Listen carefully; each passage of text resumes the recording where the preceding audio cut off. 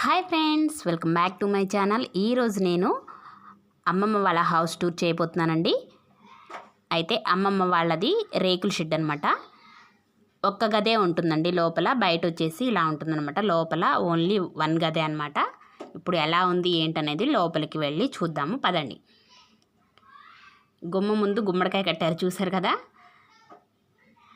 ఇంకా లోపలికి వెళ్దాము. ఇదిగోండి, లోపల వచ్చేసి మొత్తం కూడా ఇది ఒక్కటే గదని చెప్పాను కదా. బట్టలు వచ్చేసి రోజు వేసుకునే బట్టలు ఇలా కర్ర కట్టి కర్ర మీద ఇలా వేస్తారనమాట. అంటే పాతకాలం వాళ్ళు ఎక్కువగా కూడా ఇలా కర్రలే వాడేవాళ్ళండి. కర్ర పైన ఇలాగా బట్టలన్నీ, అంటే రోజువారీ బట్టలు వేసుకునే బట్టలు ఉంటాయి కదా, అవన్నీ కూడా దీని మీదే వేసుకుంటారనమాట. నా చిన్నప్పటి నుంచి కూడా అమ్మమ్మ వాళ్ళు ఇలాగే వేసేవాళ్ళండి. కర్రలు కట్టి, 2 కర్రలు అనమాట, దండం అంటారు దీన్ని. ఇలా కట్టుకొని దీనిపైనే వేసుకుంటారు. మొత్తం కూడా దీని మీదే ఉన్నాయి. ఒక సైడ్ అమ్మమ్మవి, ఒక సైడ్ తాతయ్య ఉన్నాయి, చూడండి. నెక్స్ట్ వచ్చేసి ఈ ఇంటికి ఒక్క కిటికీ ఉందండి. అది కూడా ఇదనమాట. పెద్ద కిటికీలు పెట్టించలేదు, కొంచెం పెద్ద సైజు కిటికీ పెట్టమంటే కోతులు లోపలికి దూరతాయమనేసి చిన్నదే పెట్టారు. అది కూడా చిన్నగానే ఉంది కదా. ఇదిగోండి. నెక్స్ట్ వచ్చేసి ఇంకా మనం దుప్పట్లు, దిండ్లు ఇవన్నీ కూడా ఇలా చైర్లో వేసుకుంటారు. సెల్ఫ్లు అనేవి లేవన్నమాట. ఇటు సైడ్ వచ్చేసి సెల్ఫ్లు లేవు కాబట్టి ఇలా చైర్లో మొత్తం దుప్పట్లు అన్నీ కూడా ఇలా మడతేసి చైర్లోనే పెడతారనమాట.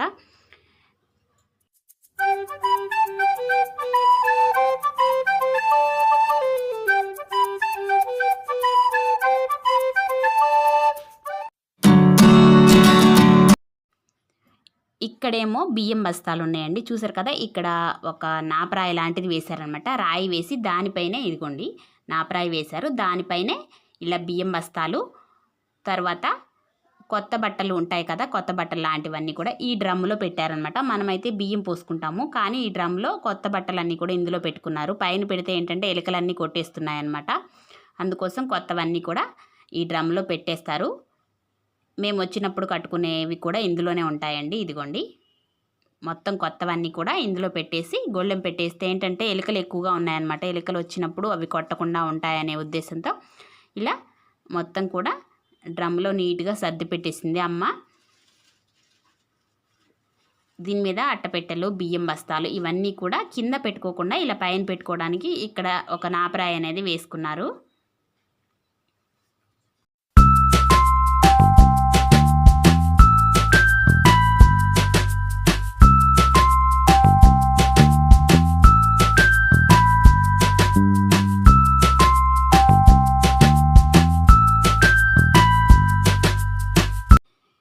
ఇక్కడ వచ్చేసి చిన్న చిన్న కవర్లన్నిటిలో కూడా మనం వాడుకునే వస్తువులు ఉంటాయి కదా, పోపుకు సంబంధించినవి కానీ, లేదంటే ఎండుమిర్చి, పచ్చిమిరపకాయలు ఇవన్నీ కూడా ఇందులో వేసుకొని దీనికి తగిలిచ్చేస్తారండి. ఇందులో ఇంకా ప్లేట్లు లాంటివి పెట్టకుండా ఓన్లీ గంటెలు, స్పూన్లు, తర్వాత వచ్చేసి ఇలాంటి కవర్లన్నీ పెట్టేసుకుంటుందన్నమాట. ఎందుకంటే ఇవి కింద పెడితే పాడైపోతాయి కదా.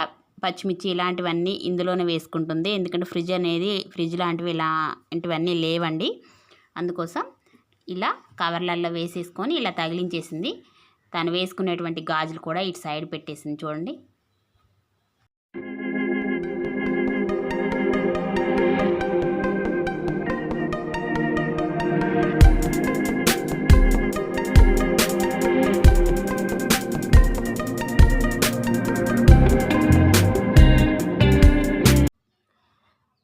తర్వాత వచ్చేసి పొయ్యి పెట్టుకునేటువంటి నాపరాయి ఉంటుంది కదా, ఆ నాపరాయి మీద ఇలా స్టవ్, తర్వాత మనకు అందుబాటులో స్టవ్ పక్కన ఉండేవన్నీ కూడా అంటే పోపు దినుసుల డబ్బాలు, కారము, పసుపు, ఉప్పు ఇలాంటి డబ్బాలన్నీ ఉంటాయి కదా, వాడుకునే డబ్బాలు, మనం తినే వస్తువులన్నీ వేసుకునే డబ్బాలన్నీ కూడా ఇటు పక్కన పెట్టేసింది.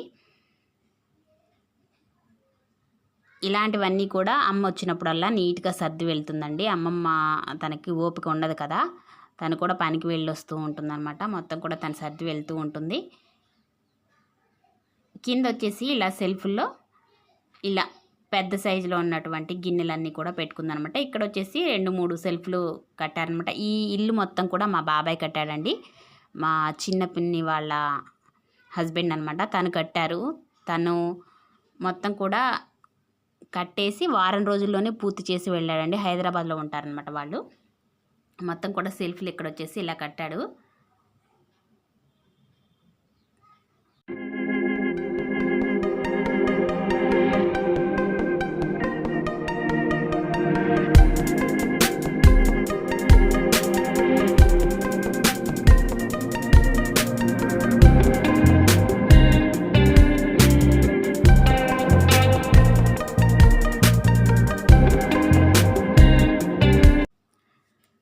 తర్వాత మొత్తం తోముకున్నటువంటి గిన్నెలన్నీ కూడా ఇదిగోండి ఇక్కడ కనిపిస్తుంది కదా, ఈ రబ్బర్ దానిలో వేసేసుకుంటుందనమాట. మిగిలినవి మనం వాడనివి ఉంటాయి కదా, వాటన్నిటిని కూడా ఇలా చక్కగా ఒక బస్తాలో కట్టేశారు, పక్కన పెట్టేశారు అనమాట. ఇవన్నీ వాడనివి కాబట్టి బస్తాలో ఉన్నాయనుకోండి ప్రతిసారి తీసి మనం క్లీన్ చేసుకోవాల్సిన అవసరం ఉండదు కదా. ఇలా బస్తాలు ఉంటే దుమ్ము అది ఎక్కువగా పట్టకుండా ఉంటాయి. ఎప్పుడన్నా ఒకసారి క్లీన్ చేసుకుంటే సరిపోతుందనమాట.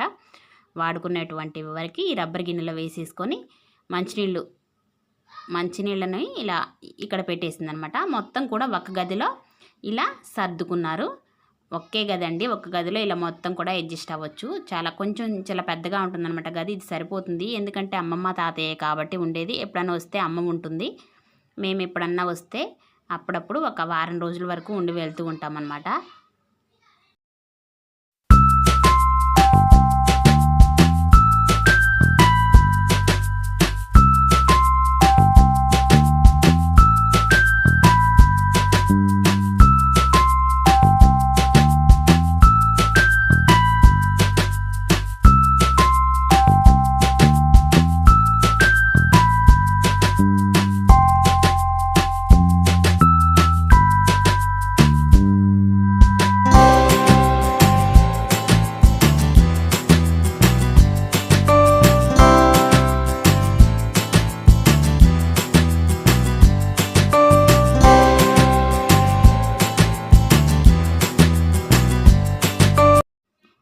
లోపల వచ్చేసి మొత్తం అలా ఉంటుందండి. ఇప్పుడు బయట చూపిస్తాను.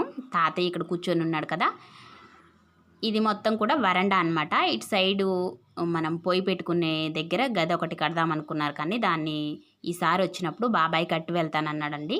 ఇక్కడ పొయ్యికి సపరేట్గా ఒక గదిలాగా కట్టుకుంటే పొయ్యి పెట్టుకోవడానికి వీలుగా ఉంటుంది కదా. ఎక్కువగా పుల్లల పొయ్యే వాడుతూ ఉంటారు.